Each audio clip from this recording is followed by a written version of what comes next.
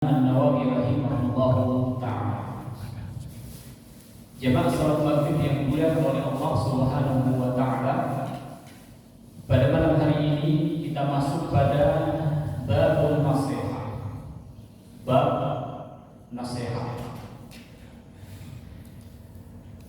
Nasihat merupakan salah satu di antara hak sesama muslim.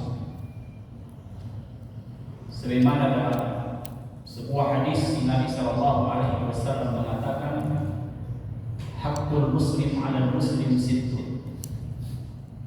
Hak sesama muslim itu ada 6. Salah satu di antaranya adalah wa idza samsahaka famsah. Apabila dia minta untuk dinasehati, maka nasihatilah. Jemaah yang dimuliakan oleh Allah Subhanahu wa ta'ala, Imam An-Nawawi rahimahullahu ta'ala sebagaimana biasanya di awal bab beliau menyebutkan beberapa ayat-ayat yang terkait dengan pembahasan bab ini. Yang pertama adalah firman Allah Subhanahu wa ta'ala dalam surah Al-Hujurat ayat yang ke-10. Allah Ta'ala berfirman, innal mu'minuna ikhwah. Sesungguhnya orang-orang yang beriman itu bersaudara. Wa qala ta'ala ikhbaran an Nuh sallallahu alaihi wasallam, dan juga Allah Ta'ala berfirman tentang Nuh, wa ansahu lahu. Nuh bernasihat kepada kaumnya, surah Al-A'raf ayat 62. Kemudian juga nasihat tentang Nabi Hud alaihi salam. Allah Ta'ala berfirman, wa ana lakum nasihun amin, surah Al-A'raf ayat 68. Bahwasanya Hud merupakan utusan Allah Subhanahu wa ta'ala yang memberikan nasihat, atau beliau adalah pemberi nasihat yang terpercaya. Nah, jemaah yang dimuliakan oleh Allah Subhanahu wa ta'ala, Syekh Al-Utsaimin rahimahullah menyebutkan bahwa an-nasihat atau nasihat adalah bazlul nushi lil ghairi, memberikan nasihat atau bersungguh-sungguh memberikan nasihat kepada orang lain. Ketika kita menginginkan kebaikan kepada orang lain, menginginkan kebaikan kepada saudara kita, maka tentu kita berusaha untuk menasihatinya, menyampaikan kebaikan-kebaikan kepadanya, mengajak dia kepada Allah Subhanahu wa ta'ala, menjelaskan kepadanya bagaimana tata cara beribadah kepada Allah Subhanahu wa ta'ala. Saking pentingnya nasihat ini, Rasulullah sallallahu alaihi wasallam mengatakan, ad-dinu nasihat. Agama itu adalah nasihat. Ini menunjukkan bahwa nasihat itu sangat penting. Sehingga Nabi sallallahu alaihi wasallam mengatakan ad-dinu an-nasihat. Bahkan beliau menyebutkan sampai 3 kali. Agama itu nasihat. Agama itu nasihat, agama itu nasihat. Ini menunjukkan bahwa bernasihat itu adalah merupakan perkara yang sangat penting dalam agama ini. Nah, ketika Nabi sallallahu alaihi wasallam mengatakan ad-dinu nasihat, agama itu adalah nasihat, maka para sahabat bertanya, qalu liman ya Rasulullah? Kepada siapa nasihat itu, wahai Rasulullah? Kata Rasulullah sallallahu nasihat itu lillahi, untuk Allah, wa li kitabihi, untuk kitabnya, wa li rasulihi, dan untuk rasulnya, wa li a'immatil muslimina wa 'ammatihim, dan kepada para pemimpin kaum muslimin, wa 'ammatihim, dan kaum muslimin secara menyeluruh. Dan lawan dari nasihat ini, jamaah yang dimuliakan oleh Allah Subhanahu wa taala, adalah al-makar. Makar membuat tipu daya, atau al-ghish, ya, sama penipuan, kecurangan, khianat, berkhianat, dan semisalnya. Nah, kita sebutkan ayat yang pertama yang kita bacakan tadi. Kenapa beliau rahimahullah mencantumkan ketiga ayat ini dalam bab nasihat? Ayat yang pertama adalah innamal mu'minuna ikhwah, dalam surah Al-Hujurat ayat yang ke-10. Sesungguhnya yang beriman itu bersaudara. Sesungguhnya yang beriman itu bersaudara.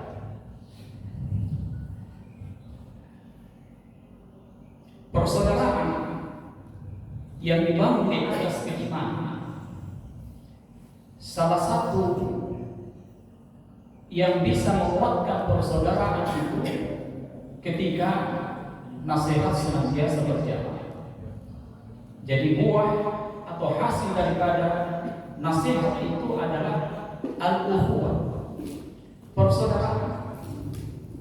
Sehingga setiap muslim atau antara sesama muslim seyogianya untuk saling menasihati dalam kebaikan, saling menasihati dalam kesabaran.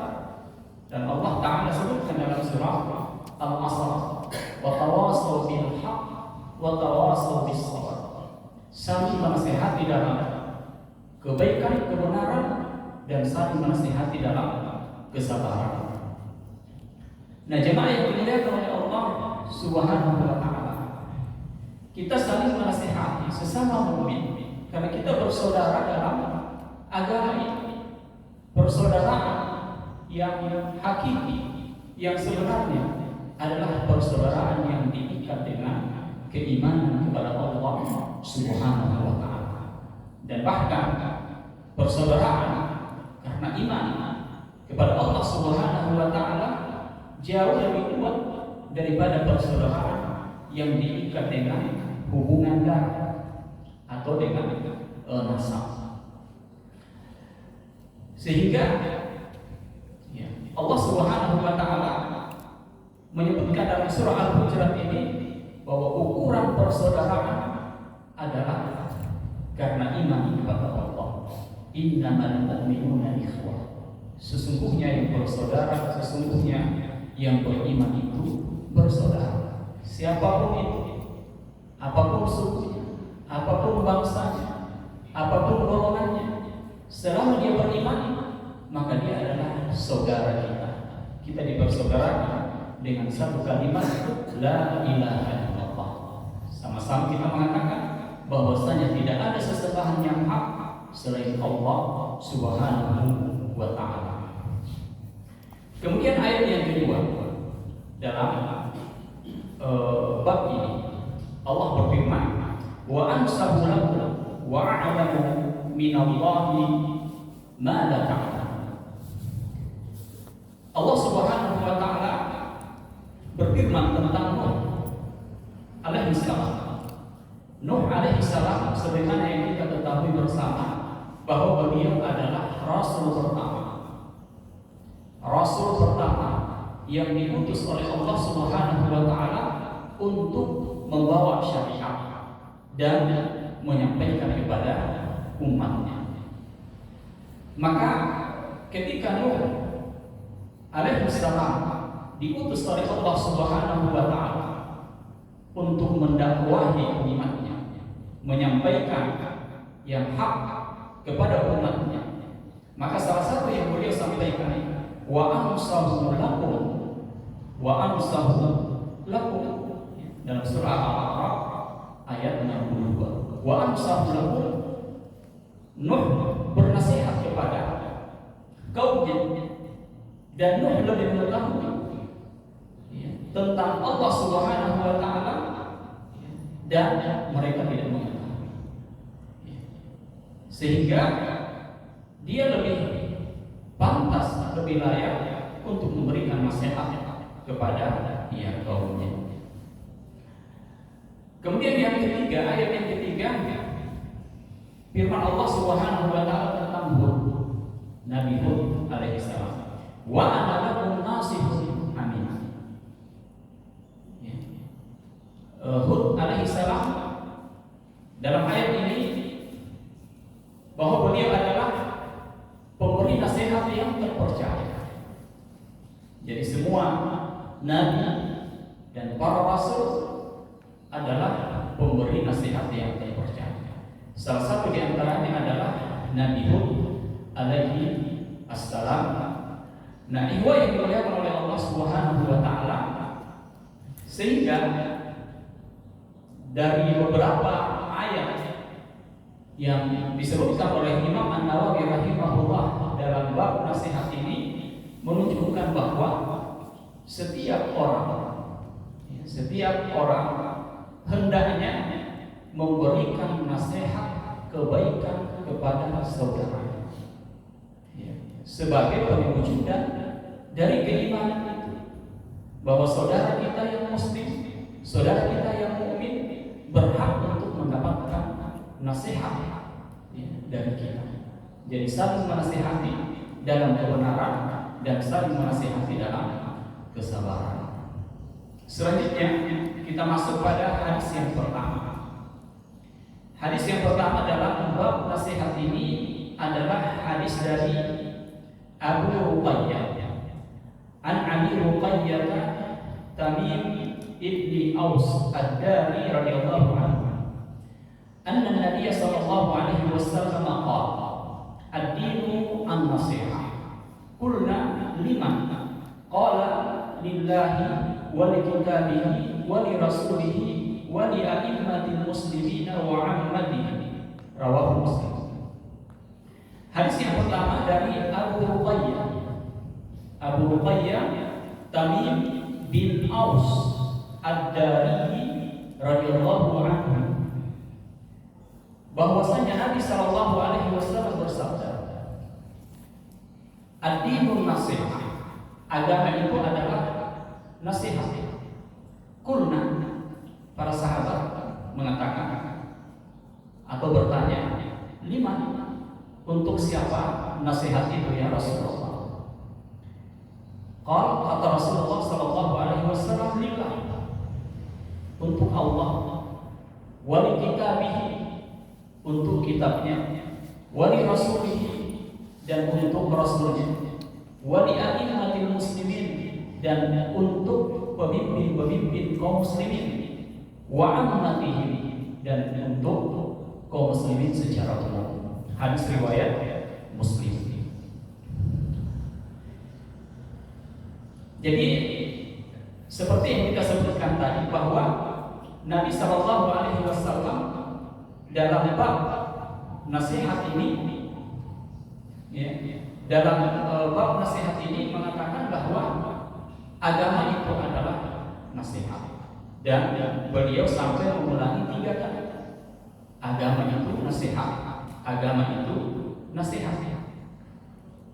Ketika ada satu perkataan yang diulang berkali-kali oleh pemberi nasihat, apakah itu guru, ustaz, kiai, atau siapapun, di antara hikmahnya agar yang mendengarkan bisa fokus, bisa konsentrasi atau perhatian terhadap apa yang disampaikan oleh sang alim atau sang ustaz tersebut.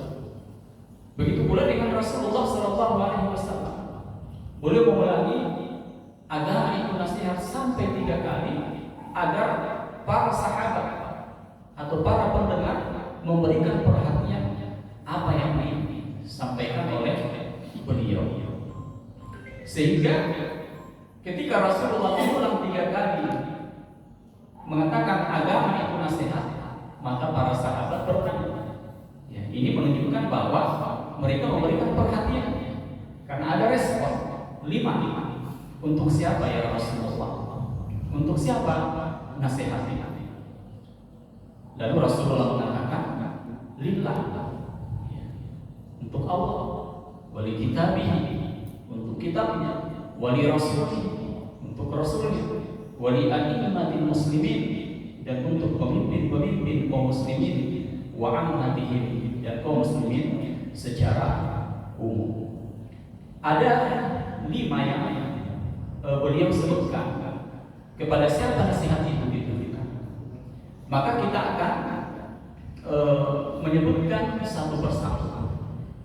Kita awali dari an-nasihatu lillah, bernasihat untuk Allah Azza wa Jalla. Bagaimana kita bernasihat kepada Allah? Bukankah nasihat itu hanya diberikan kepada orang lain? Bukankah nasihat itu hanya diberikan kepada manusia saja? Tapi dalam hadis ini, ketika para sahabat bertanya, ya Rasulullah, wahai Rasulullah, untuk siapa nasihatnya? Dan Rasulullah menyebutkan nasihat itu yang pertama adalah lillah, untuk Allah. Nah, cara kita bernasihat kepada Allah Subhanahu wa Ta'ala adalah kita ketika beribadah kepada Allah Subhanahu wa Ta'ala berusaha untuk memurnikan ketaatan, atau yang kita kenal dengan istilah al-ikhlasu lillahi ta'ala. Ya. Al-ikhlasu lillahi ta'ala. Setiap ibadah-ibadah yang kita lakukan dibangun di atas dasar keikhlasan, semata-mata ditujukan kepada Allah Subhanahu wa Ta'ala. Kemudian dalam beribadah kepada Allah Subhanahu wa Ta'ala, kita mencintai Allah Subhanahu wa Ta'ala dengan kecintaan yang agung. Ya. Mahabbatullah, kecintaan kepada Allah Subhanahu wa Ta'ala. Dan memang kecintaan kepada Allah Subhanahu wa Ta'ala harus didahulukan di atas seluruh kecintaan-kecintaan yang ada. Allah jelaskan dalam surah At-Taubah ayat 24. Allah Ta'ala berfirman, Qul in kana aba'ukum wa abna'ukum wa ikhwanukum wa ashiratukum wa azwajukum ila akhir ayat. Kata Allah Subhanahu wa Ta'ala, katakanlah, meskipun itu bapak-bapak kalian, anak-anak kalian, saudara-saudara kalian, keluarga kalian, istri-istri kalian. Kemudian juga Allah Subhanahu wa Ta'ala sebutkan perdagangan yang kalian khawatir merugi di dalamnya, ataupun harta yang kalian khawatir kehilangan, atau tempat tinggal yang kalian sangat senang. Kalau itu, kata Allah, kalian lebih cintai daripada Allah dan Rasulnya serta jihad di jalan Allah Subhanahu wa Ta'ala, fatarabbasu, maka tunggulah hatta ya'ti Allah bi amri. Tunggulah hingga datang ketetapan Allah Subhanahu wa Ta'ala bagi kalian. Jadi dalam ayat ini Allah Subhanahu wa Ta'ala menyebutkan tingkatan daripada mahabbah itu. Kecintaan yang paling pertama adalah cinta kepada Allah.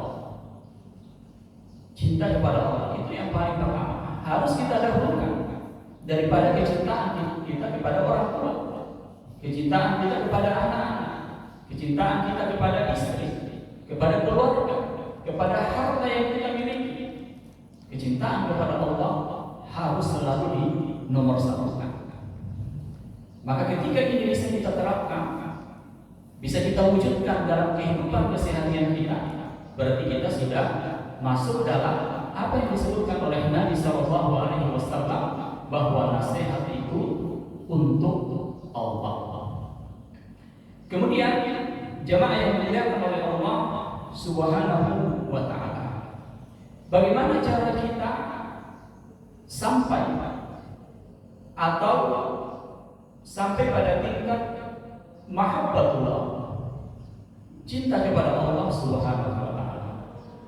Tidak ada cara lain kecuali kita berusaha menerapkan atau melaksanakan apa yang Allah perintahkan. Ya.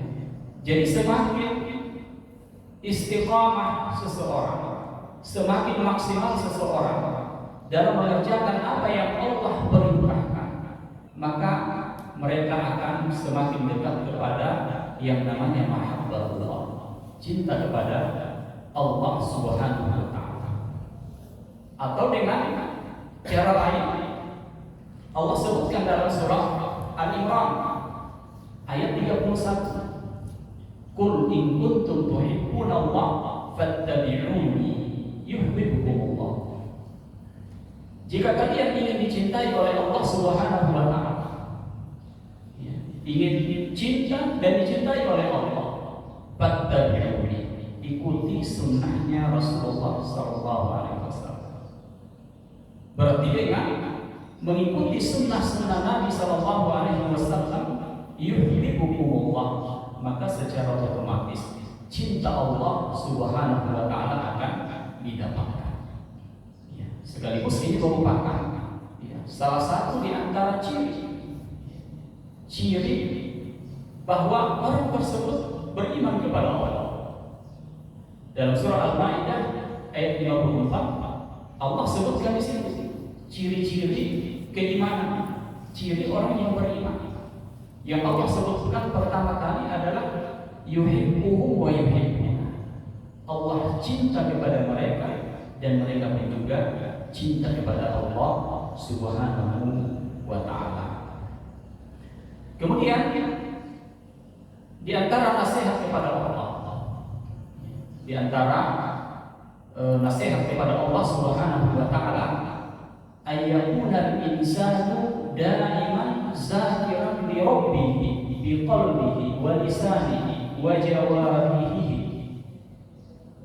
Hendaknya seseorang senantiasa berzikir atau ingat kepada Rabbnya. Jadi di antara cara bernasihat kepada Allah Subhanahu wa ta'ala adalah ketika sang hamba itu selalu ingat kepada Rabbnya, selalu ingat kepada Rabbnya, ingat kepada Allah Subhanahu wa ta'ala. Bagaimana dia mengingat Allah? Dia ingat dengan apa? Biqalbihi, dia ingat dengan hatinya. Kemudian dia ingat dengan lisannya. Kemudian dia ingat dengan jawarihnya, dengan anggota badannya. Nah, ammal qalbu fa innahu la hududa li dzikri. Adapun mengingat Allah Subhanahu wa ta'ala dengan hati itu tidak ada batasannya. Tidak ada batasannya. Seseorang dapat mengingat Allah, berzikir kepada Allah, menyebut Allah Subhanahu wa ta'ala dengan hatinya kapanpun dan dimanapun dia berada, dalam keadaan apapun. Dia senantiasa bisa mengingat Allah, berzikir kepada Allah dengan hatinya. Jadi tidak ada batasannya, kapanpun dia mau. Kemudian jamaah yang dimuliakan oleh Allah Subhanahu wa ta'ala, nasihat selanjutnya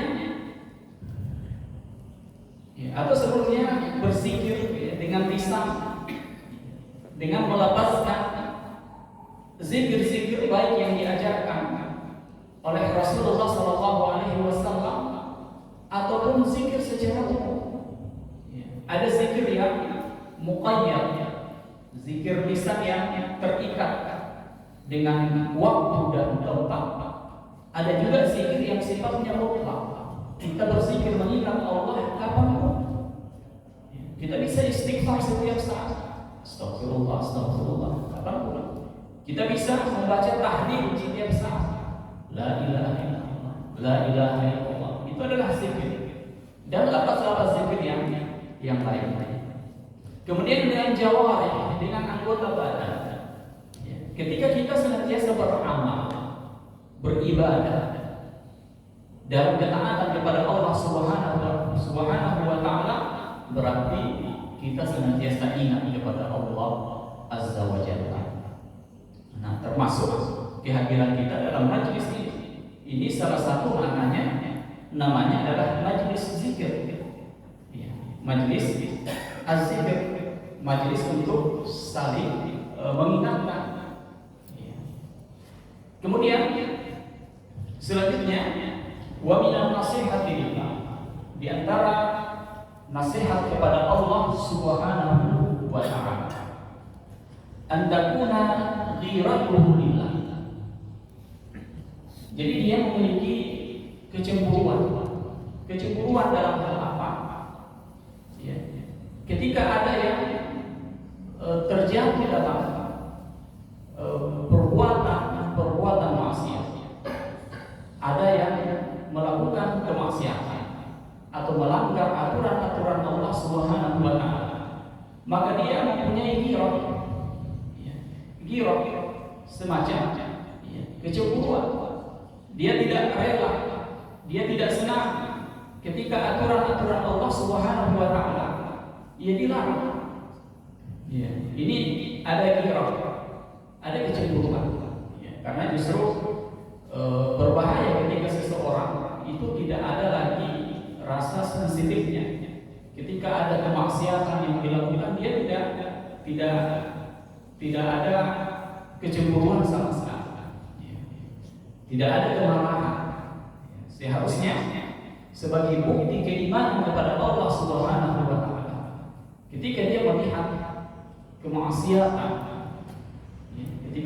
kemaksiatan, maka setidaknya dia paling minimal dia ingkari dalam hatinya. Kalau dia tidak bisa ingkari dengan tangan dan lisannya, maka siapa yang terjatuh dalam perbuatan maksiat, siapa yang terjatuh dalam perbuatan maksiat atau apa yang diharamkan oleh Allah Subhanahu wa taala, maka ini merupakan perbuatan dosa, dan pada hari kiamat nanti ketika dia tidak bertobat, tidak memohon ampun atas perbuatannya tersebut, maka dia akan dihukum oleh Allah Subhanahu wa taala. Termasuk bentuk ghirah kita, ada rasa kecemburuan. Kalau bisa kita rasakan, ada amarah ketika kita mendengar, misalnya kita mendengar atau kita melihat ada yang mencelah agama ini, ada yang mencelah agama ini, ada yang mengolok-olok agama Allah Subhanahu wa taala, maka kita buktikan ghirah ini, semangat juang ini, bahwa kita tidak rela, tidak ridho ketika agama Allah Subhanahu wa taala diolok-olok, agama Allah Subhanahu wa taala dia dicelah oleh musuh-musuh Allah Subhanahu wa taala. Maka ini merupakan salah satu bagian dari an-nasihatu lillahi azza wa jalla. Kemudian bentuk nasihat kepada Allah Subhanahu wa taala berikutnya, yaitu dia senantiasa memperjuangkan agama Allah, menegakkan syariat Allah Subhanahu wa taala, dan berusaha menghilangkan atau menyingkirkan semua musuh-musuh Allah Subhanahu wa taala yang berusaha siang malam setiap saat untuk memadamkan cahaya Allah Subhanahu wa taala. Tapi kita yakin bahwa selama dunia masih ada, maka pasti ada yang dipilih oleh Allah Subhanahu wa taala untuk memperjuangkan agama ini. Itu sudah pasti, sudah menjadi sunnatullah. Sejak Allah Subhanahu wa taala mengutus para rasulnya, itulah yang pertama kali dipilih oleh Allah Subhanahu wa taala memperjuangkan agama, memperjuangkan syariat Allah, dan ini akan terus berlanjut hingga akhir zaman. Allah sebutkan di beberapa tempat di dalam Al-Quran, "Wallazi arsala rasulahu bil huda wa dinil haqq liyuzhirahu 'ala dini kullihi walau karihal musyrikun." Dialah Allah yang mengutus Rasul. Wallazi arsala rasulahu bil huda. Allah yang mengutus Rasulnya dengan apa? Bil huda wa dinil haqq, dan dinul haqq. Kata para ulama kita bahwa yang dimaksud dengan al-huda dan dinul haqq, al-huda adalah al-ilmun nafi, ilmu yang bermanfaat, dan dinul haqq adalah amal saleh. Jadi yang diutus oleh Allah Subhanahu wa taala untuk memperjuangkan agamanya adalah orang-orang yang memiliki ilmu yang bermanfaat dan mereka senantiasa beramal saleh, mengamalkan ilmu. Karena tidak mungkin seseorang memperjuangkan agama ini tanpa dibekali dengan ilmu. Tidak mungkin seseorang memperjuangkan agama ini tanpa dia beramal saleh. Mustahil dia memperjuangkan agama sementara dia sendiri tidak mengamalkannya. Nah, dalam ayat ini Allah mengutus para rasulnya dengan ilmu dan amal saleh. Artinya mereka mengamalkan ilmu. Untuk apa? Liyuzhirahu 'ala dini, untuk memenangkan agama Islam di atas seluruh aturan-aturan yang ada. Nah, dari ayat ini bisa kita mengatakan bahwa sudah menjadi ketetapan Allah, sudah menjadi sunnatullah, bahwa setiap masa, setiap waktu ada saja hamba-hamba pilihan yang diutus oleh Allah Subhanahu wa taala untuk memenangkan agamanya, memperjuangkan agamanya di atas seluruh aturan-aturan yang ada. Dan itu selalu diawali dengan thalabul ilmi, menuntut ilmu. Karena tadi disebutkan bahwa yang diutus itu adalah memiliki ilmu. Jadi berjuang itu harus dengan ilmu pengetahuan, ilmu yang bermanfaat. Kemudian kuat amalan salehnya, kuat ibadahnya kepada Allah Subhanahu wa taala.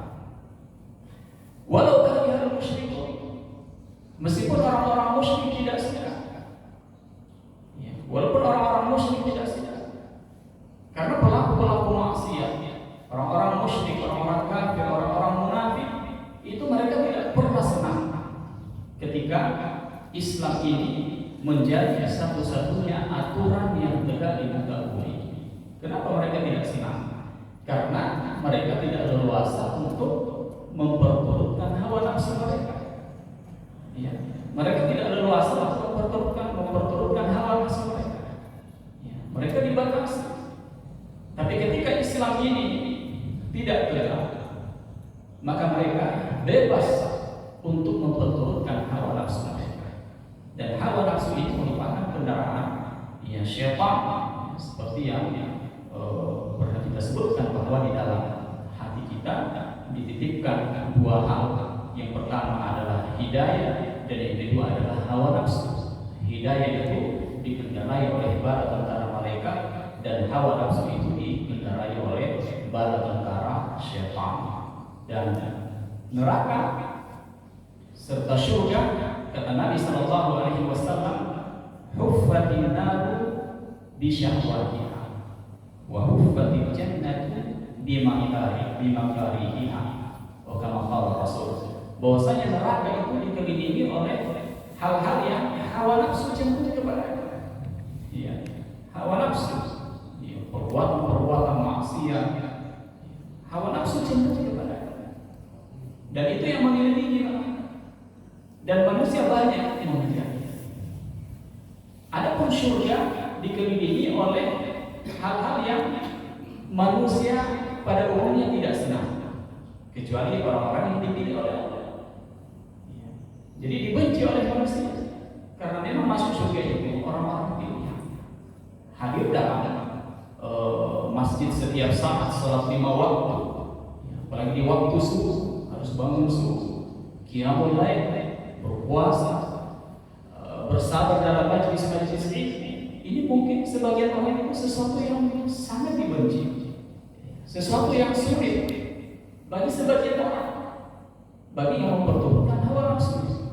Tapi bagi orang yang mengikuti hidayah, anggota badan yang dikendalikan oleh hidayah yang ada di dalam hatinya, maka mereka ringan melakukan semua itu. Nah, jemaah yang dimuliakan oleh Allah Subhanahu wa taala, selanjutnya bernasihat kepada Allah Azza wa Jalla. Ayyakuna bassan dinullah fi ibadillah. Hendaknya seseorang, jadi di antara bernasihat kepada Allah, hendaknya seseorang berusaha untuk menyebarluaskan agama Allah, tentu dengan cara mendakwahkan. Dan inilah pekerjaan utama para rasul.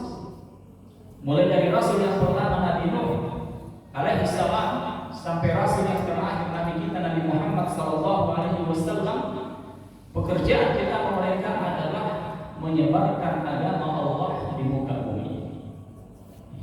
Jadi mereka mengajak manusia kepada Allah Subhanahu wa taala. Mereka mengajak manusia kepada Allah Azza wa Jalla. Sebagaimana firman Allah Subhanahu wa taala dalam surah An-Nahl ayat 36. Wa laqad ba'atsna fi kulli ummah rasulan an i'budullaha wajtanibut taghut. Faminhum man hadallahu wa minhum man haqqat 'alaihi dhalalah. Allah Subhanahu wa taala berfirman, wa laqad, dan sungguh, ba'atsna, kami mengutus, kami telah mengutus fi kulli ummah, pada setiap umat, rasulah, seorang rasul. Jadi pada setiap umat Allah Subhanahu wa taala mengutus seorang rasul. Apa tugas rasul yang diutus oleh Allah? Apa tugas utamanya? Apa pekerjaan utamanya siang malam? Ani'budullaha wajtanibut taghut. Para rasul itu bertugas untuk mengajak manusia agar mereka beribadah hanya kepada Allah semata, wajtanibut taghut, dan menjauhi segala macam bentuk-bentuk taghut. Taghut itu adalah yang melampaui batas, yang melampaui batas, segala sesuatu yang melampaui batas, melampaui batas yang tidak berdiri dengan batasan-batasan Allah Subhanahu wa taala. Jadi kalau sudah melewati batasan-batasan Allah berarti namanya taghut.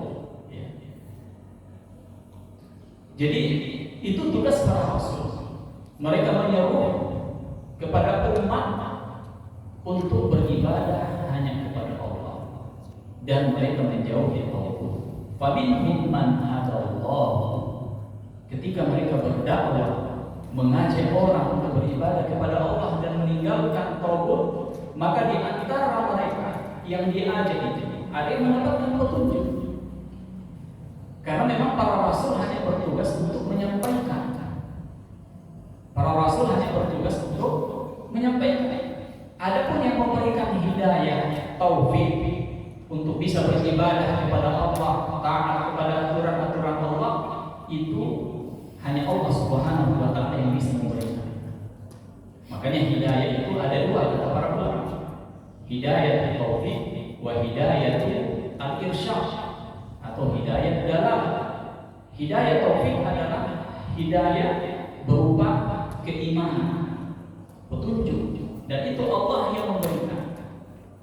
Tapi hidayah irsyad berupa pemberian nasihat, peringatan-peringatan, itu bisa dilakukan oleh siapa? Dan itu dimulai oleh para rasul yang merupakan tugas utama mereka. Sama dengan kita di zaman ini, kita hanya sebatas bisa memberikan hidayah itu, hidayah irsyad, menyampaikan kepada keluarga kita, misalnya kita nasihati untuk sholat, kepada anak-anak kita nasihati untuk menjaga sholat 5 waktu. Kalau ada yang belum berhijab, bagi wanita kita nasihati agar segera berhijab menutup aurat, tentu dengan cara yang baik, ya, yang hikmah, ya, jangan juga dengan kekerasan. Ya. Banyak anak dipaksa orang tuanya berhijab, dikerasi, akhirnya disuruh lari dari itu, ya, kan disuruh lebih parah, ya, lebih parah. Ada juga yang laki-laki dipaksa dikerasi, disuruh lari dari rumah, dan dia bergaul dengan teman-temannya yang sehari-hari hanya memperturutkan hawa nafsu. Jadi dalam menyampaikan hidayah dari irsyad ini, mengajak kepada kebaikan, disampaikan dengan cara yang hikmah, sebagaimana kata Allah Subhanahu wa taala di dalam Al-Qur'an, "Ud'u ila sabili rabbika bil hikmah wal mau'izatil hasanah." Ud'u, serulah di jalan Tuhan, di jalan Allah, dia berdakwah dengan cara yang hikmah. Hikmah, hikmah itu kata para ulama, wad'u syai' fi mawdi'ihi, meletakkan sesuatu pada tempatnya, menempatkan sesuatu pada tempatnya, itu hikmah. Jadi setiap orang diperlakukan sesuai dengan apa yang cocok untuknya. Ada yang bisa ditegasi sedikit, ada yang tidak bisa, harus dilembutkan. Jadi serulah agama dengan sampaikan agama ini dengan cara yang hikmah, dan jangan melebihi dari apa yang disebutkan oleh syariat. Nabi SAW tegaskan di hadis yang lain, basyiru wa la tunaffiru, sampaikan aja orang, tapi jangan membuat mereka lari. Contoh misalnya sehari-harinya melakukan apa yang menjadi kebiasaan, langsung ditahankan di situ. Oh, ini tidak boleh, ini bid'ah, ini tidak disyariatkan. Otomatis dia akan lari, dia akan menjauhi kita. Tapi ketika kita melakukan pendekatan dulu, kita rangkul baik-baik, baru kita sampaikan secara pelan-pelan. Nabi mengatakan sampaikan, tapi jangan sampai mereka lari. Yassir wa la tu'assir, dalam menyampaikan itu mudahkan dan jangan persulit. Jadi itu tugas para rasul, mereka hanya sebatas menyampaikan. Adapun yang memberikan petunjuk hidayah adalah Allah Subhanahu wa taala, sehingga siapa yang tidak ada wahyu, ada yang mendapatkan hidayah dan ada yang tidak mendapatkan hidayah, tetap dalam ketersesatan. Karena Allah Subhanahu wa taala yang Maha tahu siapa yang berhak untuk mendapatkan hidayah dan siapa yang tidak. Kemudian kita cukupkan, sudah selesai. Insya Allah pekan depan kita lanjut pada nasihat yang kedua, wali kita ini, dan kepada kitabnya. Dalam hal ini kepada Al-Quran, bagaimana kita bernasihat kepada kitab Allah Subhanahu wa taala. Jadi itu diantara cara kita bernasihat kepada Allah Subhanahu wa taala. Mudah-mudahan kajian kita pada malam hari ini ada manfaatnya. Kurang lebihnya mohon dimaafkan. Subhanallahumma wa bihamdika, asyhadu an la ilaha illa anta, astaghfiruka wa